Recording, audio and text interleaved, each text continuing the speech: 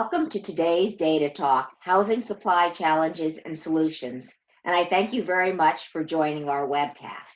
Today's Data Talk focuses on the lack of housing supply and solutions to address the problem. Prior to COVID-19, housing supply was the most pressing issue facing the market and will be so again. So we welcome Sam Khater, Vice President and Chief Economist of Economic and Housing Research at Freddie Mac, Brian Asquith, an economist at W.E. Upjohn Institute for Employment Research, and Mark Fleming, Chief Economist at First American Financial Corporation. You can find out more information about them and their research on Urban's events page, www.urban.org/events. The slides are posted there as well, and they'll be shown on the screen during this event.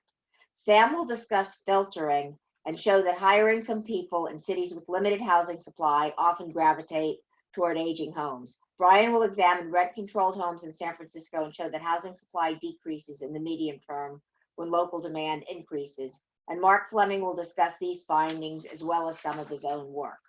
We'll then transition over to a Q&A session during the last 15 minutes of this talk. Our next event will be held virtually on May 6th from 11 a.m. to 12:30 and will be a discussion on the Community Reinvestment Act. The comment letters on the OCC FDIC Notice of Proposed Rulemaking were due in last month. We will discuss what we learned from that exercise, the strengths and weaknesses of the proposal, and what it means for the next iteration. So we hope you'll all join us. A few housekeeping notes. The webinar is being recorded and the recording will be posted online after the webinar. All participants are muted. Guests are welcome to type questions or comments in the Q&A box at any time, and we'll answer them at the end if possible. Please identify yourself by name and affiliation when you submit your questions. The material from today's talk will also be posted on Urban's event page. And with that, please give a warm welcome to Sam Khater. Thank you. Take it away, Sam. Thank you, Lori, and good afternoon, everyone. I'm delighted to be with you. I want to thank Lori and Elena for the invite, and Cheryl and Ivy for producing the event. So let's move to slide 2, where I'm going to discuss Freddie Mac's research on filtering for the homeowner market. So first, let's quickly define what filtering means. In housing economics, filtering is the process by which new properties age over time, depreciate in quality and price, and are eventually purchased by lower income households. So why study filtering? So we want to study filtering because it's the primary mechanism by which the housing market provides affordable supply, which brings me to the slide that's in front of you that's got four charts. We often talk about the lack of new affordable supply. But guess what? That's not really a new phenomenon. If you talk to builders, we've never built affordable new construction, and it's only gotten worse over time. There are many different ways you can look at it. Here in the upper left-hand corner chart, I've plotted the production of new starter homes and the sales of new starter homes. And here I've divided starter homes as those that are under 1,800 square feet. So these are your classic entry-level, attached, detached homes. So you can see in the late 1990s, they were running a little bit under 350K. They increased modestly through the boom, and then you get the massive decline and essentially not much of a recovery at all. So they're running about a third of where they were running in the late 1990s. In the lower left-hand corner, I've plotted the starter home share of all new home sales, and they were running about a third, a little bit more than a third in the 1990s, and they'd collapsed to about a fifth of sales, and there's no real recovery. And so because of the lack of new construction, and moreover, because they're more expensive, if you look at the data, new homes tend to sell at a premium between about 20 to 30% higher than a typical existing home sale. That premium sort of depends on the market and where you are in the cycle. But because of that, if you look on the upper right-hand corner, I've plotted the percentage of first-time owners by the age of the property that it was built. So, for example, if you look in the upper left, excuse me, in the upper right-hand corner, the leftmost bar, there 28% of homes that were built between 2016 and 2017 are occupied by first-time owners. And you can see it's pretty low for the sort of the prior decade. So basically for homes that have been built in the last 10 years, you don't get a lot of first-time buyers in that market. And then for homes that are more than 10 years old, you can see sort of a linear increase in the propensity of first-time homeowners to purchase those properties, and it sort of peaks with homes that are about 60 years old, and then it decays from there. And I'll come back to that decay in a moment. It's related to the filtering work. And then lastly, in the lower right-hand corner on page 2, here I've plotted something very similar. It's the first-time homeowner share, which is on the left-hand axis, and then on the horizontal axis, the value of the property. And you can see that the first-time share for homes that are more affordable, so homes that are between 150K and 200K, are much higher. You can see that they're in the 55% to 60% share, and then it drops from there as homes become less affordable. And not coincidentally, you can see that newer homes are the ones that are the most expensive, just like the chart above it. Yet older homes are more affordable, and that's the main reason that first-time homeowners are attracted to those. So let's move to page 3. If we don't build new affordable homes, how does the market produce it? And sort of in a word, it's filtering. I've already defined filtering. It's the process by which properties age and depreciate into affordability. Most existing research uses traditional census data, which limits the geographical granularity and recency of the analysis. I'm actually really looking forward to Brian's presentation here, because I'm a big fan of public records research and non-traditional data.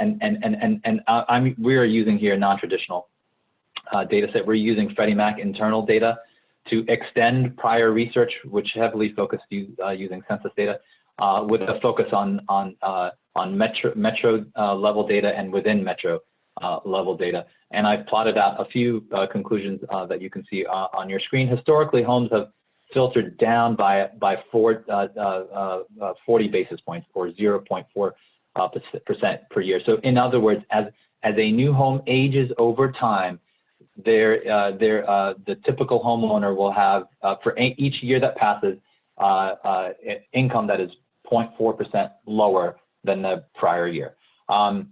Most affordable housing nationally is created through filtering, but the research that I'll describe today documents a large variation in filtering rates, both positive and negative, both across metros and within metros. Actually, the filtering rates within metros are, the differences are larger than across metros. It's actually really interesting.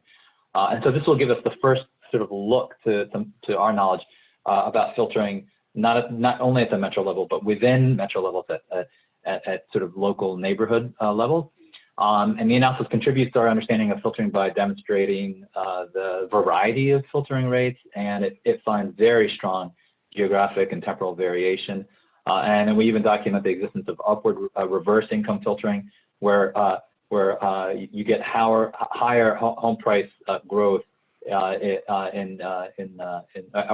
higher income growth, which is driven by higher prices in these properties, and it has strong implications for migration, sorting, homeownership rate, and housing policy. This presentation is based on a paper written by 3 Freddie Mac economists, Lee Liu, Doug McManus, and Eli Yiannopoulos.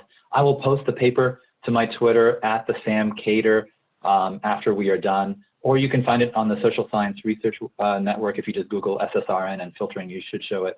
It'll show up. So let's move to slide 4.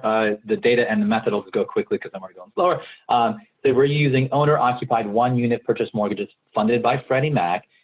We are looking at originations between 1993 and 2018, and we are using repeat pairs that have the same year built for the property. So this excludes teardowns. So that's one caveat of this.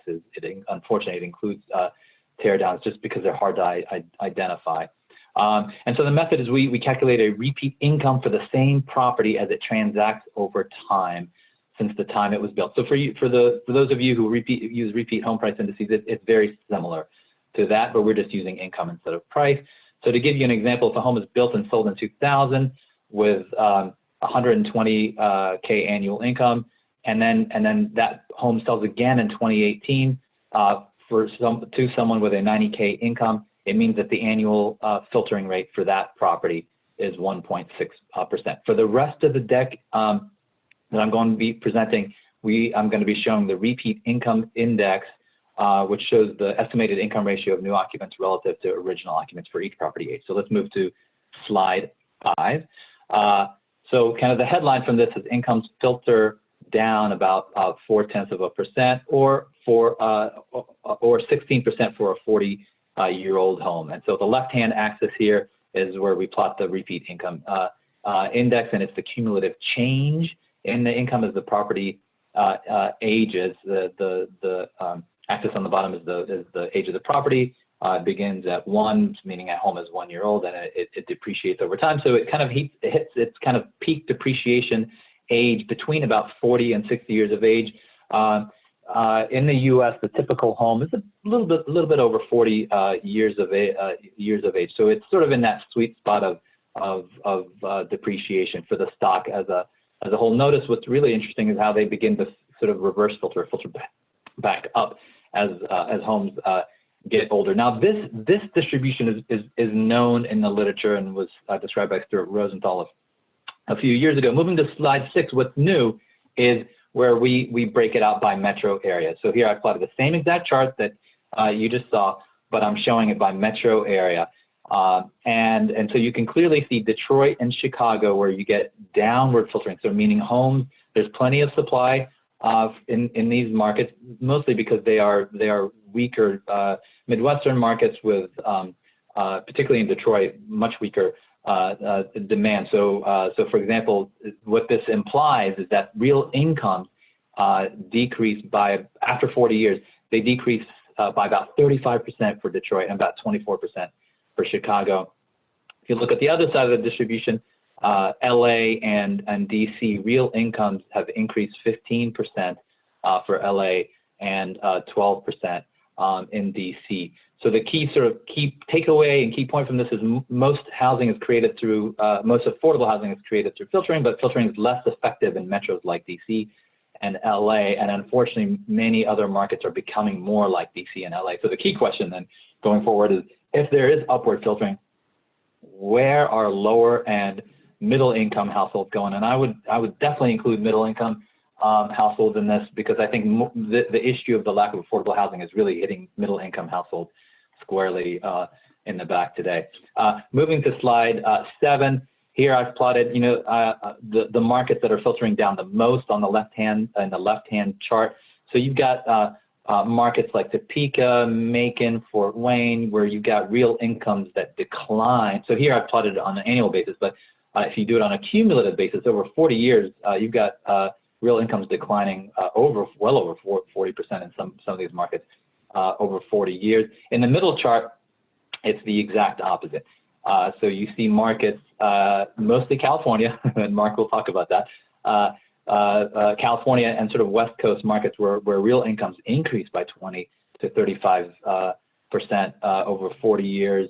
What's also interesting there is you get Boulder and Charlottesville. You're getting some of these sort of medium-sized towns which have high amenities that are really beginning to filter up as people, particularly more affluent people, move to these places and supply can't keep up.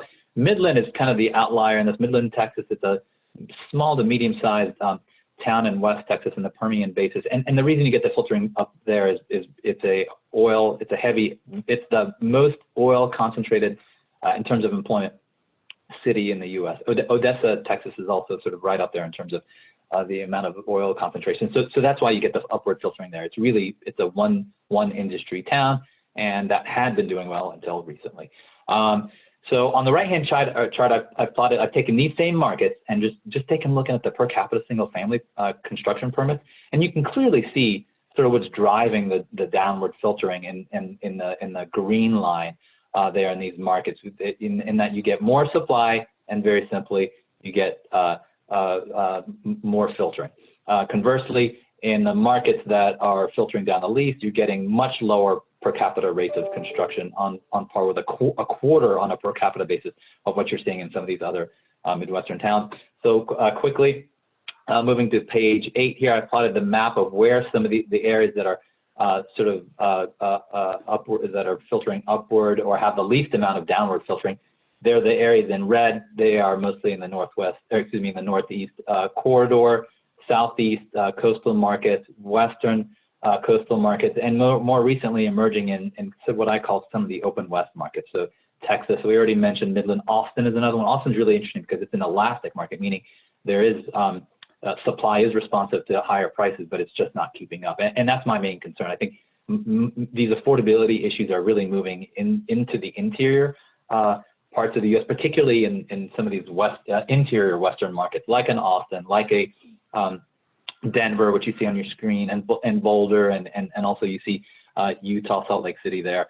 So quickly moving to page 9 through some of the drivers. Filtering is correlated to home price growth, income growth, and elasticity, but not population growth. So very quickly on the upper left-hand corner, I've plotted, these are MSA level charts. On the left-hand axis is the filtering rate, and it goes from -2 to +1. And on the x-axis is the variable of interest for each one. So these are all metro level. Each dot is a metro, and we're looking at filtering sort of rates between 1993 and 2018, and the relationship to the target variable of interest in the upper left-hand corner. It's home price growth, so clearly strong positive correlation, not a surprise there. And going clockwise in the upper right-hand corner, weak relationship between filtering and population growth. In the lower right quadrant, a positive relationship between income growth and filtering, not a surprise there. And then filtering, again, not a surprise, negatively correlated to supply elasticity. Supply elasticity is sort of the responsiveness of the construction market to higher home prices. So if a market's more elastic, it just means it's just easier to build, essentially. Moving to the kind of the really interesting detailed maps on page 10. So here, I'm going to show 3 different metros. On this first one here, I've got Washington, D.C., and we've sort of zoomed in. We're not showing the whole metro area just to get a clearer view. The white lines are zip codes. D.C. has a positive upward filtering rate. That's why you're seeing lots of oranges and reds and not that many greens. Areas in green are where properties are filtering down to lower incomes as they age. Areas in red are filtering up. The ones in orange are sort of modestly filtering up. Notice that the scale here is from -5 to +5, so it's rather large relative to some of the across metro variations. Earlier I asked the question, if there's upward filtering in some of these markets like DC, where are lower income households going? Clearly the areas they are going to are in PG County. That's the kind of the dark green area southeast of the district. I put that little sort of bullseye there for DC. So clearly they're going there. They're also going into kind of northern parts of Prince George's County. And then they're also going into sort of the outer suburbs of Virginia, down south, sort of kind of in the lower left-hand quadrant. On the flip side, where is it upward filtering the most? Clearly DC, in northwest, in northeast, and it's really spreading east, and then also in Arlington and Falls Church and Alexandria as well. And also notice that even on the outer fringes that you get some downward filtering on the other side. Moving quickly to page 11, here I've plotted the filtering rates for Atlanta. The black lines are county lines. And here I've got, unlike DC where I zoomed in here, I've got the entire Atlanta area. The black lines are county, white lines are zip codes. Atlanta is filtering down as a whole. That's clear from the colors on the chart on the map, where you get a lot more greens relative to DC. But there are some local variations, and so I tried to put a bullseye for the downtown Atlanta, and you can see it kind of covers it up a little bit, but it's a little bit red underneath that bullseye, but it is moderately filtering up there, and then also north of town. I think that's Buckhead. I believe that's the case, but I'm not entirely sure. And then outside of that, generally downward filtering, with a few exceptions in some sort of areas that are experiencing an increase.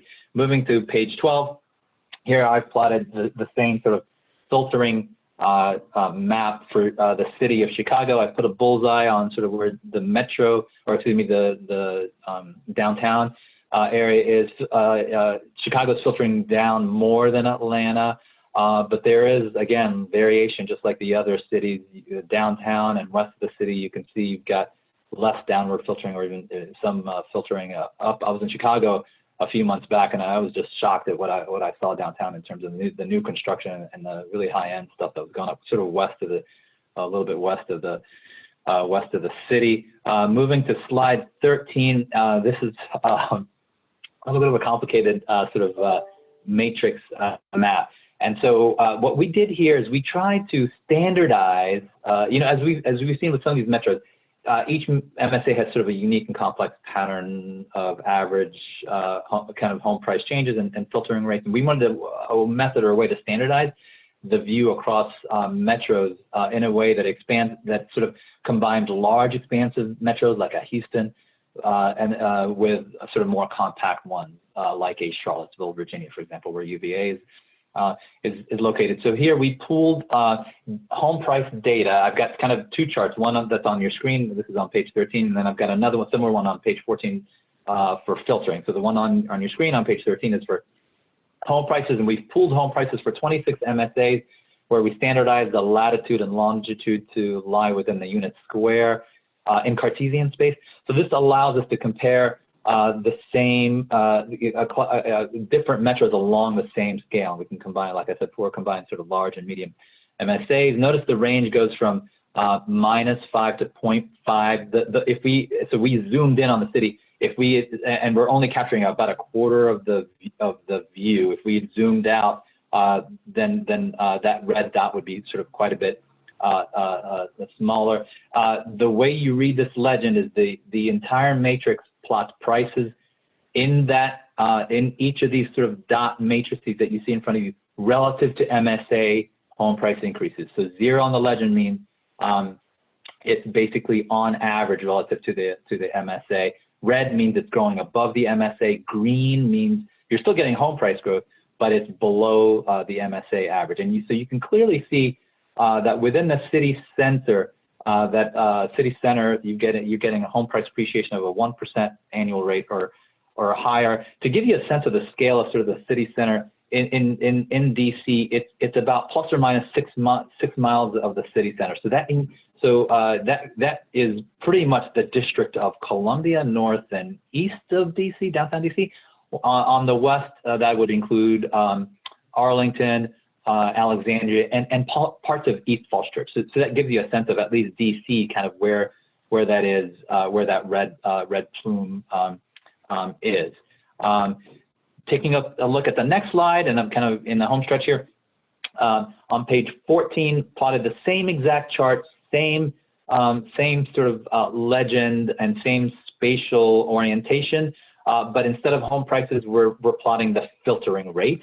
And keep in mind, it's the filtering rate it's the deviation relative to the MSA. So anything at 0 means that that particular dot in sort of Cartesian space is filtering about the same as it is for the metro as a whole. So you get that same pattern here where you get the kind of the red intensity right within the city center, within a few miles of the city center. But it's actually interesting. You can see that darker. I don't know if whomever's pushing the slide, if you can kind of toggle back and forth so you can see the differences. But if you can do that, you can sort of see how the intensity of filtering is actually higher than sort of what we're seeing in home price space.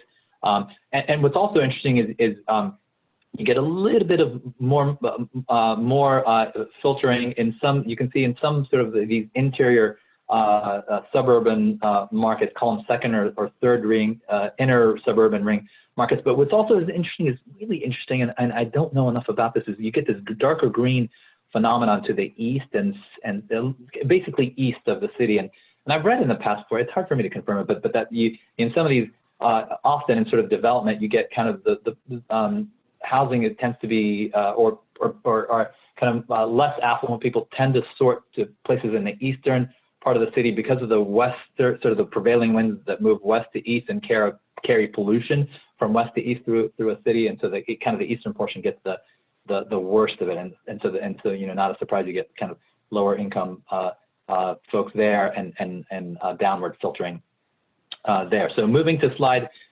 15, the conclusion. So homes historically have filtered down about 0.4% a year, and filtering is the primary source of affordable supply for low to moderate income households. There's substantial variation in filtering rates across metros. And then there's even greater variation of filtering within metros, but city cores have more persistent filtering.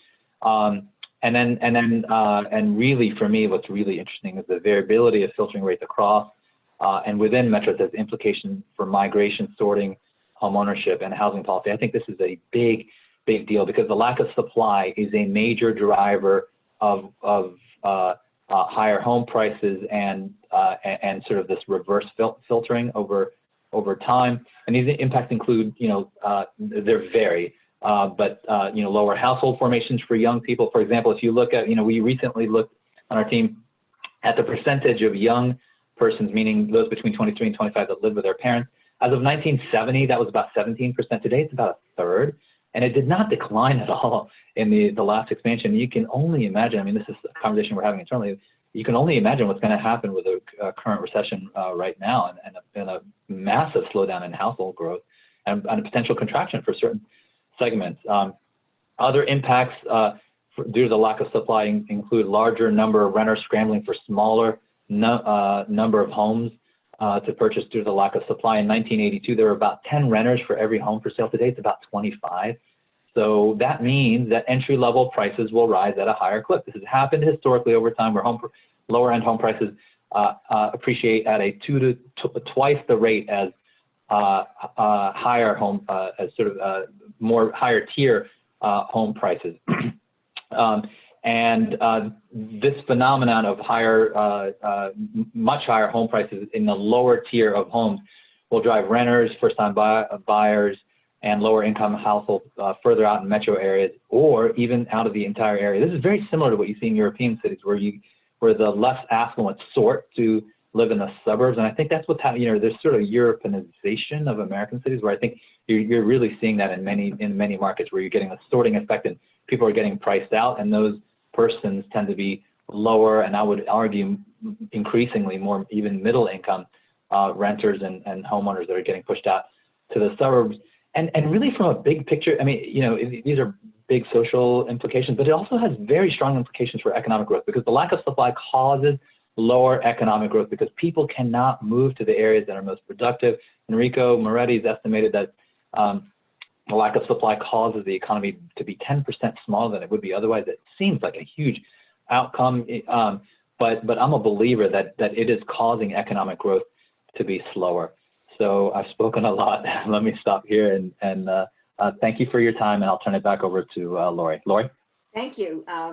That was a great presentation. Thanks so much, Sam. And with that, I'd like to turn it over to Brian Asquith, an economist at WE Upjohn Institute for Employment Research. So with that, take it away, Brian. Thank you.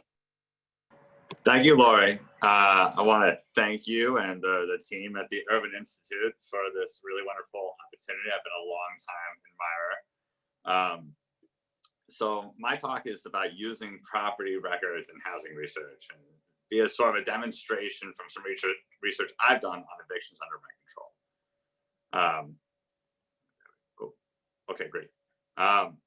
So property level panel data is really improving housing research. There's been, you know, everybody sort of observed there's been greater data availability across almost every discipline of social sciences over the past like 10 or 20 years. And this has been great because previously researchers, as Sam was just saying, had to rely more on sort of publicly released census data or on maybe infrequent local and state housing surveys, which often come with really restrictive data limitations like concerns about confidentiality. This sort of explosion to be able to use property level records has helped revive some areas that gone dormant, like research on rent control. So there are two big papers recently that have come out looking at so the effects of rent control on housing markets in the case of the Otter, Palmer, and Patrick paper, which is published in the Journal of Political Economy, and this other paper that was about rent control in San Francisco, published by Rebecca Diamond, Tim McQuaid, and Franklin Chan in 2019, which looked at how tenants and landlords alter their behavior once they become newly rent controlled. And it's not just rent control that has really been sort of revolutionized as an area of research by this new availability of data. It's also sort of areas like gentrification, which is a very hotly contested area politically and socially, but also just sort of general research on evictions have also benefited from being able to harness this property level of data to sort of great effect.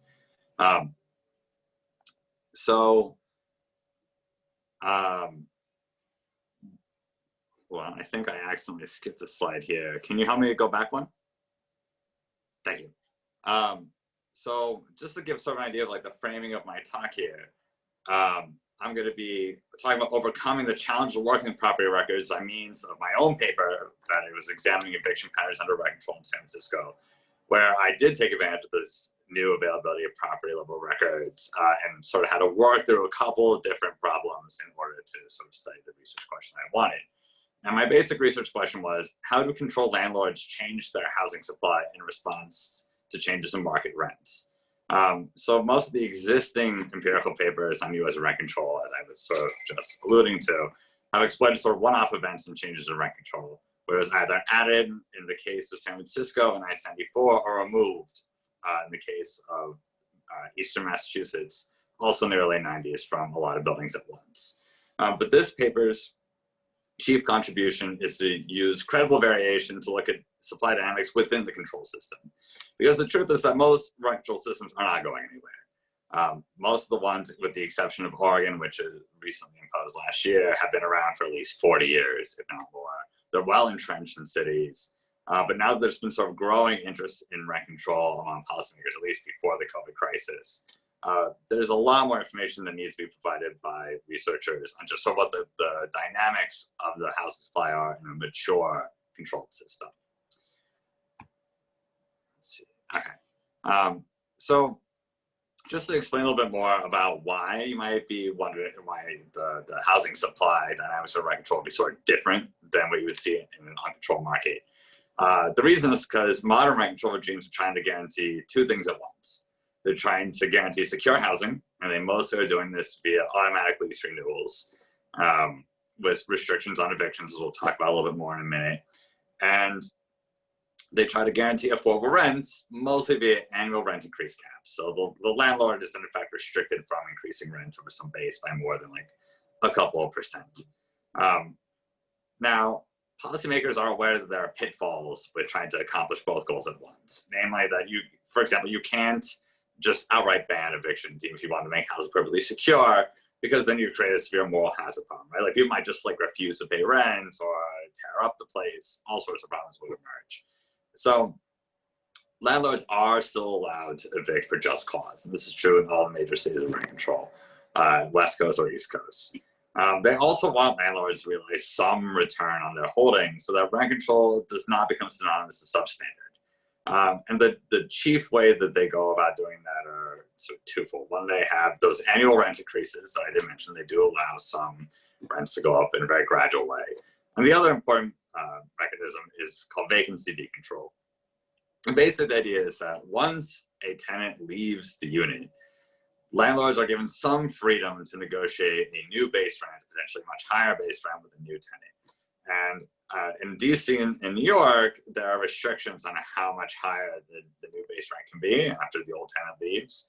But in the California rent control, there is no restrictions placed on the landlord on what they can charge or what they can negotiate with the tenant for a new base rent. So if you think about this all together, the incentives for the landlords are to turn over tenants as often as possible, particularly when rents are rising, right? San Francisco makes this especially attractive to them because their rent increase cap is actually below the inflation rate. It's 60% of the regional CPI. So if landlords allow tenants to stay in for too long, they have a problem where their rents are not just not keeping up with the market, their rents are eroding in real terms. They're not even keeping up with inflation. So if you think about sort of the dynamics I've just talked about here, evictions are going to be sort of a way to think about what is sort of the underlying supply mechanism going on. If you see prices go up and lots of evictions follow because landlords say like, oh, the tenant looked at me funny, you know, he's a nuisance, they've got to go. That's a pretty strong indication that landlords are just trying to game the system to turn over tenants as quickly as possible. But it's a little bit more complicated than that. There's some reasons to think that they may not be as willing to just turn over tenants as you might think. Oh, sorry. Can you go back one? I'm trying to. There we go. Thank you. Oh, back one more. Back one more slide, please. Thank you. Okay. So, I think. There we go. Okay. So evictions aren't just sort of a threat to individual tenants and sort of the promise of rent control. Policymakers have also sort of worked in some exceptions that threaten the long run supply of the controlled buildings. The most important thing to know is that, with maybe the potential exception of Oregon, most policymakers across the cities of rent control have exempted new construction. So in the case of San Francisco, any building built after June 1979 is automatically exempt from rent control. So this means that if I can get a demolition permit and evict all my tenants on the basis of the demolition, then I can rebuild the building and it's absolutely free from rent control, no problem. The other thing that it implies is that the supply of controlled housing is very fixed. So it's incredibly supply inelastic. The only way that units or landlords can respond to price signals at all isn't somehow making existing units available, making them vacant in some way. And third is that it turns out it's easier to sell buildings, particularly if they're rent controlled, or get demolition permits when they're vacant. So that's sort of another reason why landlords would be using evictions as a way to kind of have a supply margin that is otherwise closed off and then buy this new building ban. However, there is one sort of major reason why landlords would be hesitant to do this, which is, as I sort of said before, landlords have a problem where, because the rent increase cap is below the rate of inflation, their greatest fear is they could get a new tenant, and that new tenant could stay even longer than the current tenant that they have. So long stayers create this what's called an adverse selection problem, where I have a vacant unit, I don't know whether the new tenant is going to be a long stayer, which is bad, or a short stayer, which is good. And if they are a long stayer, I have to kick them out. If there are a lot of long stayers in the market, I might just say, like, to heck with it. Every potential new tenant I could sign with, even if I did make the unit vacant, is just going to try to stay for 20 years and pay, like, you know, an obscenely low rent. I might as well just try to find someone to get out of this market, make all the units vacant in some way, and try to demolish or sell, make it somebody else's problem. So it turns out that landlords have the ability, under rent control in California and elsewhere, to do something that's called a no-fault eviction. And basically, it means that they have the right to evict their tenants under certain circumstances, even if the tenants have done nothing wrong at all. And so there are two sort of major ways that they've been allowed to do this. The first are called Alice Act evictions in California, but these also exist in other cities as well. The basic idea is that the landlord says, I'm retiring from landlord business, I want nothing more to do with it. And then it allows me to evict all the tenants at once and make the building completely vacant. The other way that they can clear out a unit if they wish, or at least withdraw it from the market, is to do something called an owner movement eviction, where I have the right to claim a unit in the building for myself or a family member, which can include like grandchildren or children or whomever. And then I have to keep that within the family for 3 years. So whether it's an Ellis Act eviction, which also has this 3-year restriction, I can't just clear everybody out of the building and then re-rent all its new tenants for 3 years, or the owner move-in eviction, both cases at least temporarily remove either a unit or the entire building from the rent controlled housing supply. And that might be an attractive option if landlords sort of despair from the idea that no matter how much they try to terminate tenants, they're just stuck with these really long-staying tenants who pay way, way below market or way below even inflation-adjusted rents. All right. Sorry, audience. I'm just trying to get the. There we go. Okay. Oh, thank you.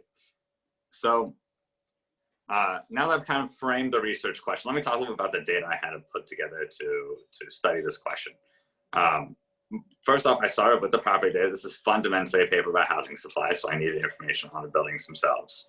I came up with almost 2,400,000 property year records, so that's about 14 years, 191,000 references, and I acquired this directly from the San Francisco Assessor's Office. And they made this data available effectively for free. So that's, sort of keying off what I said at the beginning about the pros.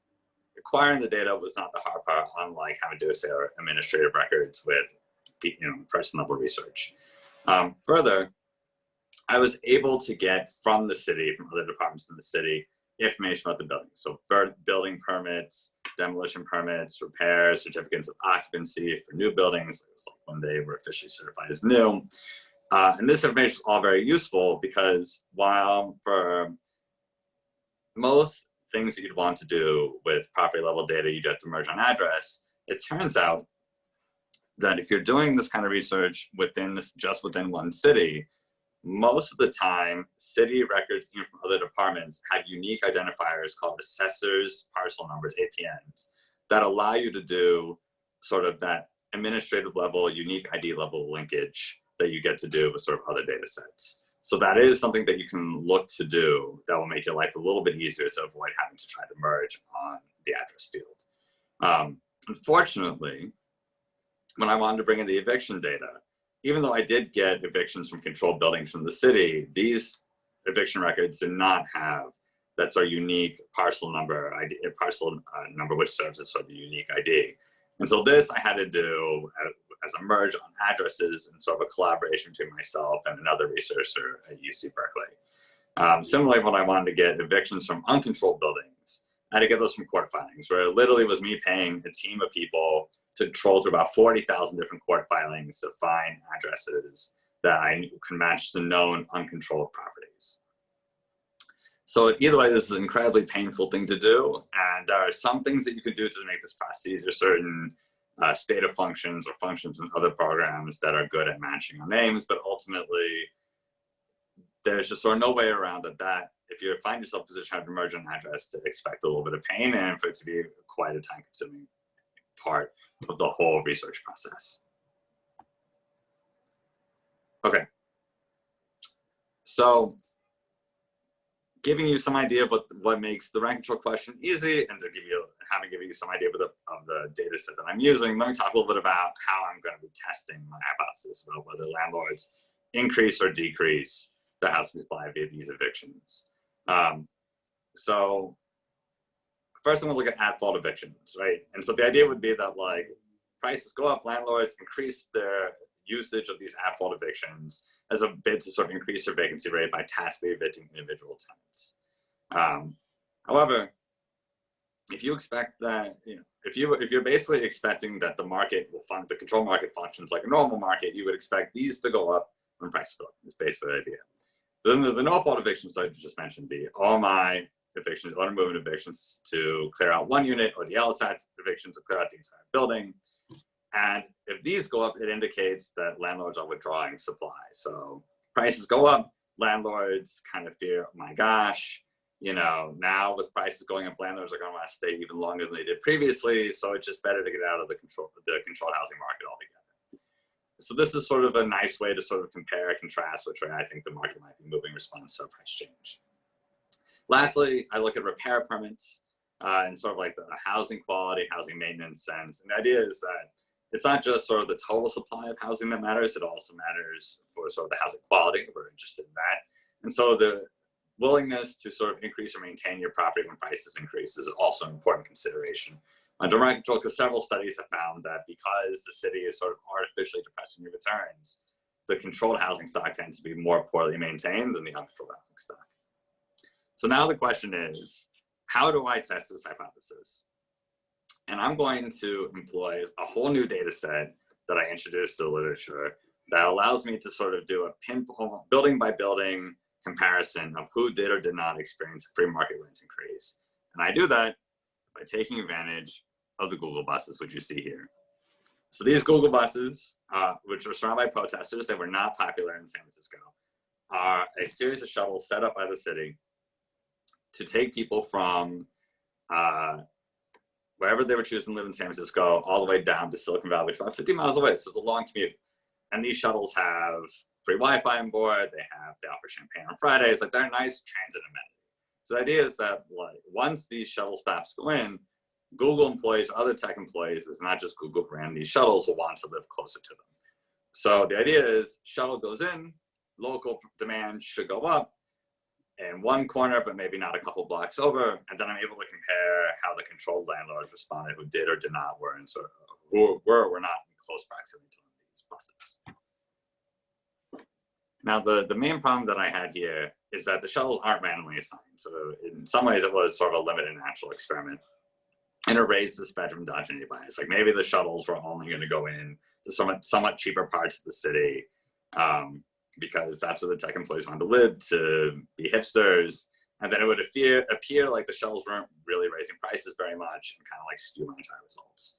So what I had to do is I had an instrument for shuttle placement, or basically create a series of variables unrelated to prices. And I'm going to use condo prices to sort of verify just how much and whether the shuttles did in fact raise prices. But they are unrelated to prices, but they do predict where the company's putting the shuttles. And so the solution I hit upon was, it turns out that these Google shuttles, you could sort of see the picture, quite big. And they can only really stop at particularly large bus stops, ones that are 50 feet or longer, because these are the only ones that could truly accommodate the shuttles. And just to give you an idea what I'm talking about, you can sort of see in this picture, there's a police car parked in it, but it says bus stop and it's demarcated in white. It's just very clearly not a random corner. It had to be specifically set aside by the city. So what I do is I take sort of the universe of public transit information to figure out where the Google and Apple and Electronic Arts and Facebook would have put their shuttles. And I get this information from the San Francisco Municipal Transit Authority, from the BART, from the Caltrain. You can sort of see here in this picture, this is where sort of the map, the distribution of the shuttle stops were. And the little green dots are sort of the eligible bus zones. They were big enough to accommodate the Google bus. And then I also show where the other forms of transit were in the city, including in red are sort of like the major north-south routes that the bus would have had to go to in order to get down to Silicon Valley. All right, for the shuttle stop locations, something due to the protesters, the tech companies were quite reluctant to share, so I had to do a lot of sort of handwork to put it all together. You know, again, one of the problems of using anything that's sort of not this nice pre-packaged census type data is that you have to really get your hands dirty and spend a lot of time digging it out yourself. But ultimately, this, like I was sort of alluding to at the beginning, this is just not the kind of paper that could have been done in sort of the census only days. So it just sort of comes with the territory, unfortunately. But I was ultimately able to put together a base where the shuttles went. So the green dots are the two initial stops, which were in September 2004, just by Google. And then this turned out to be a really popular employee amenity. And so the system very quickly grew throughout most of the city, particularly sort of in the eastern half of San Francisco. By 2008, Apple decided it was a wonderful idea and they wanted in too. By September 2009, Facebook had also offered their own shuttle service. And you can see there's a lot of overlap between where the stops went between various companies, but the systems are still somewhat distinct. And then by the end of my study period in December 2013, you can see the shuttles had a fairly wide coverage of the city, particularly on the eastern side, but also some stops on the western side, both in sort of the north and the south parts of San Francisco. All right. So one advantage of working with these individual level records is that you can get around some of the limitations of having to work with just address level information by converting to latitude and longitude and using spatial merges in ArcGIS. And this allows you to, instead of worrying about the exact names of different things, how close buildings are to intersections, working latitude and longitude allows you to do spatial merges in ArcGIS to allow you to sort of calculate the distance a building is to, say, one of the Google shuttle stops or it's one of the public transit stops.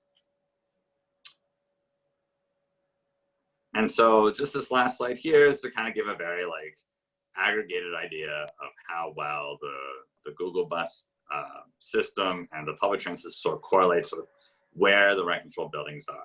You can see sort of like everything else, the greatest concentration is in sort of like the eastern half of the city, but there are a substantial amount of controlled buildings sort of elsewhere. And this is just because like the northeast quadrant of San Francisco is sort of both the central business district and also is the most historic part of the city. And so because of that condition that controlled buildings can only be built before 1979, it's no surprise that sort of like the greater concentration of older buildings is near downtown. Brian, I'm going to actually ask you in the interest of time to sort of go through the methodology just very, very, very quickly and just move immediately to the results if you could. Absolutely. All right. So just to move this along, I basically use machine learning to sort of select among my various bus zones to figure out which ones were and weren't good predictors, whether the tech companies select them for a shuttle stop. And then what I'm looking to do is, this is the machine learning model I use, which is LASSO, which is very nice because it allows you to just choose a couple of the best predictors and throw out all the rest.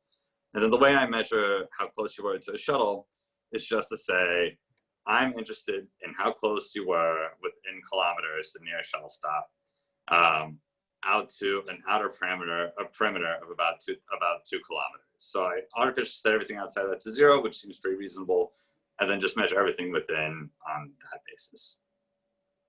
Okay, and basically all I'm showing here is that, yes, the shuttles did raise prices substantially, whether you look at sort of like multifamily sales price per unit or condo sales price.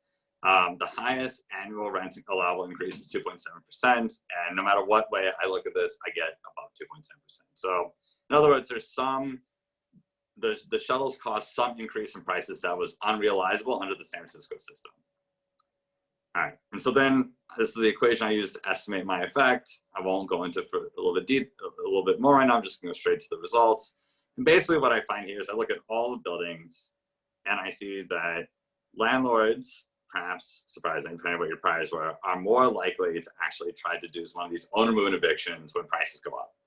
So instead of trying to just turn out a tenant, find someone new, they instead are withdrawing at least one unit from their building in response to price increase.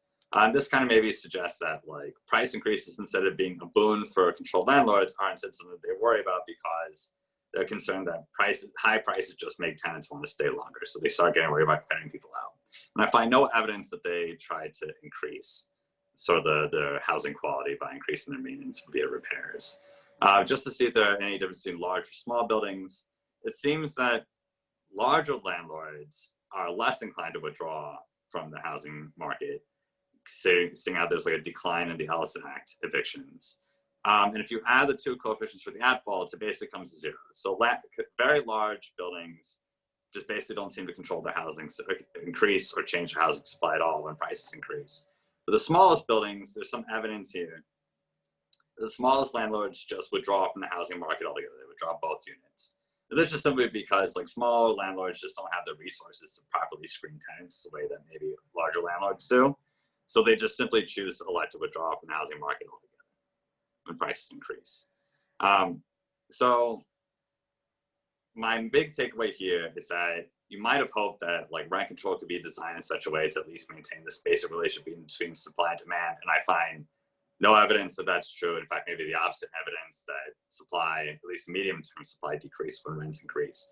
Now, granted, like the effect I find is very large, is about 172% increase in the monthly OMI eviction probability. This is probably like the very upper bound, but you know these housing markets, as I said before, are very inelastic in price. So it's not inconceivable that there will be a very sharp change in eviction probabilities when there's a big localized price increase. So just in sort of conclusion, the pro tips I kind of learned from doing this for your own housing research, if you choose to do it, are that microdata is much harder to use than census products, but it does enable the researcher to use more sophisticated tools like these panel fixed effects models or machine learning models like really useful for teasing out the effect that you want. Always push the maximum amount of digitized data available. FOIA is your friend, the city won't make it available. And the reason is that you want to sort of trust but verify the underlying data and be prepared to do a lot of cleaning, because it's just often not a priority for the city officials themselves. Except that record linkage by address will be less than perfect. I was only able to get about a 95% match rate between buildings and eviction records. It's just despite my best efforts, just how it worked out. But don't forget that the city and county public servants are often your best allies. Don't be afraid to reach out to them. They really often do want to help you. And when all else fails, show up in person if you're able to. They are often very responsive to do that, just maybe not when there's a pandemic. So anyway, thank you very much. Thank you, Brian. That was just excellent. Very, very interesting. So with that, let's move to Mark Fleming, the chief economist at First American Financial Corporation. Thanks, Lori, and thanks everybody for Urban Institute for hosting this event. This is really good. It's great to see the data talks back again, even though maybe in a slightly modified form than before. And thank you, Brian and Sam, your colleagues at Freddie Mac for the papers. It was a great weekend of digging into real estate economics. I'm going to start actually with Brian's paper and then go to Sam's. And I kind of look at this, I thought, if everyone remembers the movie The Big Short, that was the last housing crisis or the last recession. And in that recession, obviously, the shorting was done against, the financial instruments related to the housing market. And it feels like this time we have another or a new big short, and that is really this broad-based challenge of a supply shortage. And what these papers are getting at is some elements of that have some really interesting insights. I'll start with Brian's paper, and first of all, I'd like to say, Brian, wow, like that took me back to my old econometrics class days in graduate school. It's a masterpiece. The instrumental variables approach, the LASSO, all the stuff used to tease out and avoid endogeneity bias and deal with all those things. I think you flew through. You can't give it in a presentation, but I would encourage people who are nuts like me and enjoy econometrics that Brian's paper is well worth the masterpiece read on some of what's being employed there. And it was really fun digging into that unique data set that you have. It's very commendable work. I also thought, and I'm not that familiar with the space of rent control, I haven't been reading a lot about it, but this concept of adverse selection, the long stayer versus the short stayer concept, I think is a fascinating framework within which to understand the dynamics of the behavior, the decision behavior processes that these suppliers of rent controlled units provide. And in particular, we touch on it a little bit, it's a great framing concept, but it also leads to one important point, which is in a market with information asymmetry, that makes the market more efficient and more costly for everybody. So the rent controlled market, if we will, if you're a believer in true free markets, it's sort of it's resisting the free market economics and creating costs that are now being borne into the system. It seems intuitively self-evident that when you give free fancy buses with Wi-Fi to workers, that it's going to increase prices and demand in those locations. And so the hard part, of course, is actually trying to show it. And Brian's paper goes through in great detail, figuring out how to show that process and basically measure the price increase that's being caused in those local markets by the availability of these buses. So it's that great natural experiment. Seems obvious, but it's actually really hard to show it in the data. And that was really, really good. I think it's really funny is, and Brian, I'll quote from your paper, your result says, quote, supply controlled housing in San Francisco may not be upward sloping in price.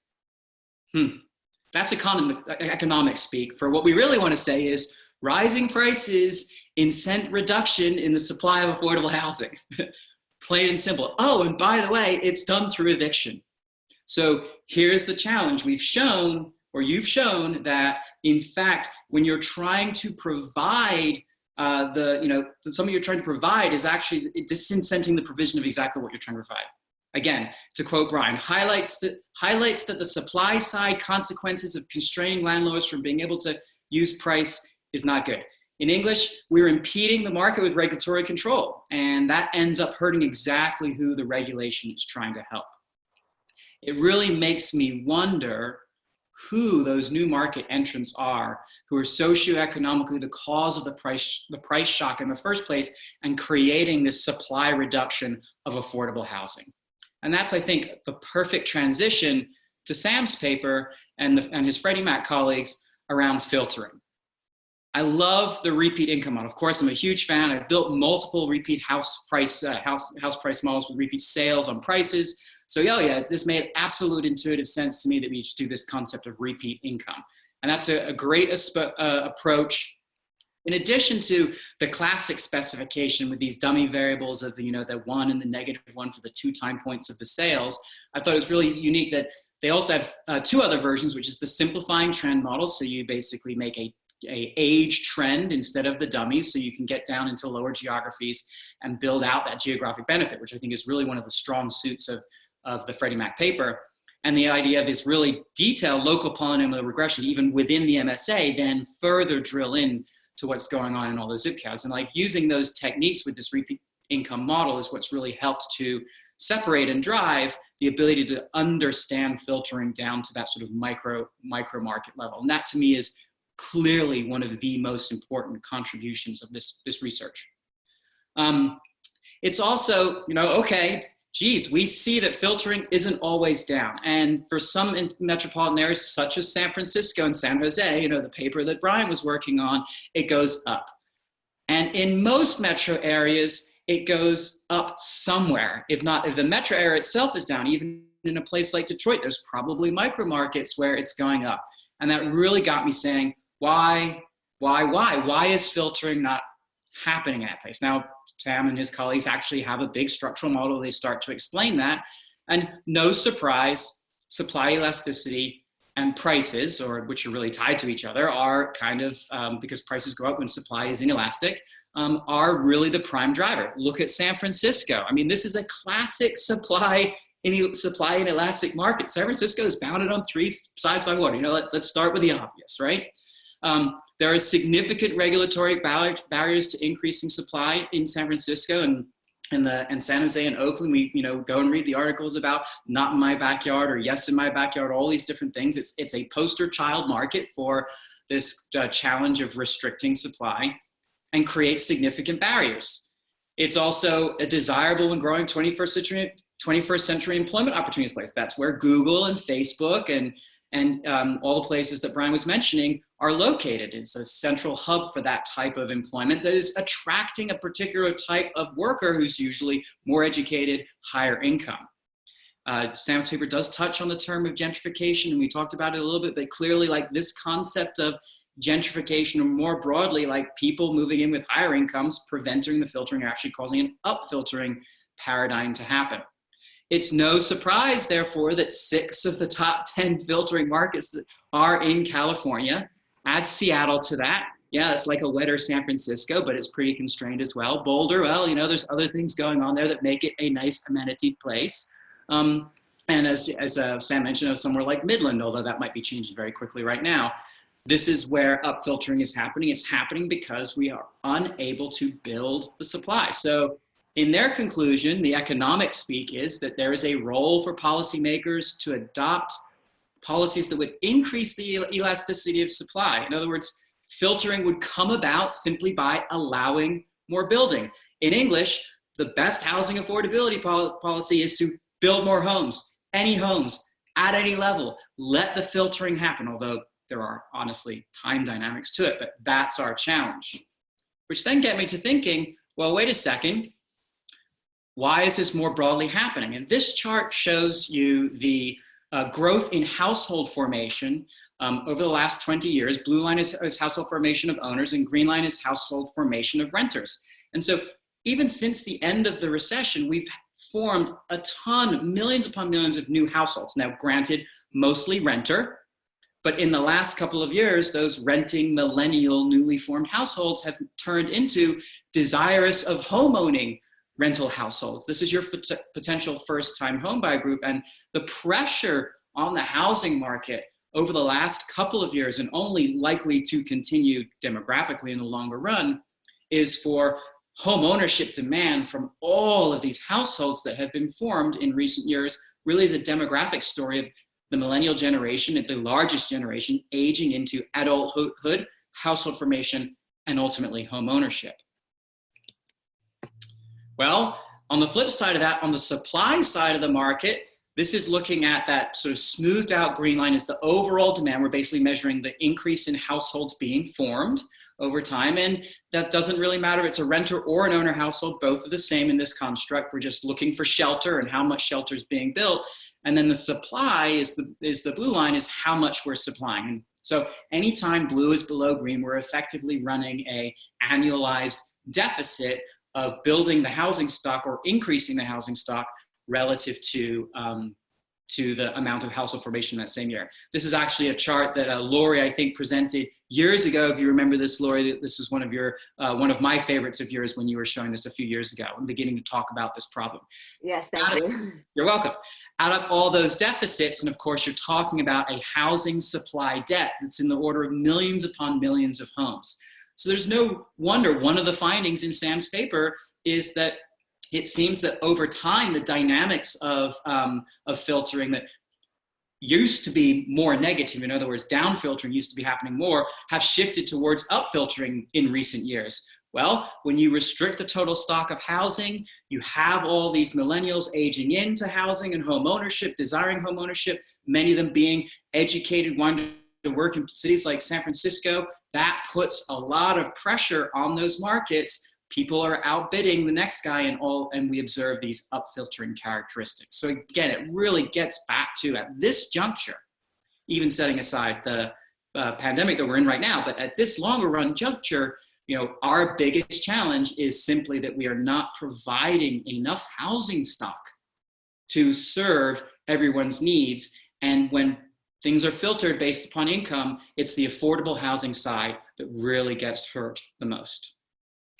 And Lori, I think actually in the interest of time, I won't do the extra slides. I'll just pass it back to you for questions.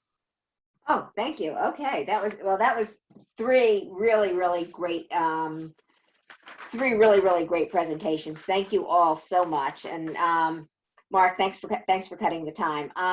Let me actually start with one virus question. I'm only going to ask one virus question. What do you think the impact of the virus is on the supply-demand imbalance overall? And what about geographically? Do you think that the changes in demand do you think there's going to be changes in demand in the most dense areas with the most acute supply shortages? And let me actually start with Sam with that question, and then Brian, and then Mark.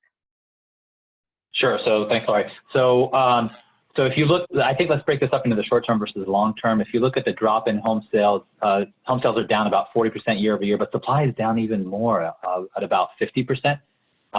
Year over year. But I think the main concern is longer term. And I'm worried both about the demand, but especially about the supply of housing, because our research indicates, Len Kiefer and his team has done really nice work on this, where they've concluded that we're undersupplied by about 2.5 million units. And then the problem with this crisis is that when you look at the construction market, it's dominated by small and medium-sized builders that need bank financing. Bank balance sheets are being hammered, not just by deteriorating consumer trends, but by energy. I'm really concerned. A lot of energy development type loans sits next to construction residential development loans on bank balance sheets. So I'm really worried about development financing for small and medium-sized builders. We already have an affordability crunch. The rent eats first. And if we don't provide more supply, then more and more of our budget, collective budget, whether you're a renter or even an owner, will go towards housing, which means you have less money for other consumption goods. So my main concern really is what does the current contours of the downturn mean for supply in terms of the change to what it means for demand. I hear this argument that this is going to cause less demand in central cities. I trust but verify. I want to see. We've had other pandemics before. It didn't seem to impact the demand for central city space that much longer term.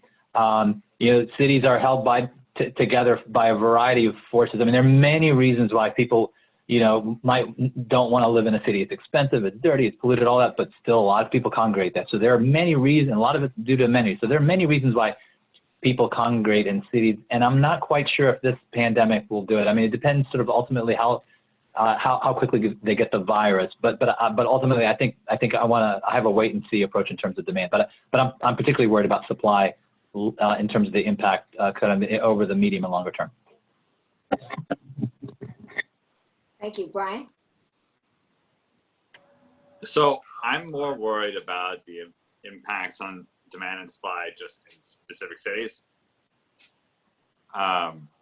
I kind of agree that I don't see this as sort of fundamentally altering people's long-run desire to live in, say, like San Francisco or New York, given sort of the agglomeration effects there and the sort of strong supply of jobs.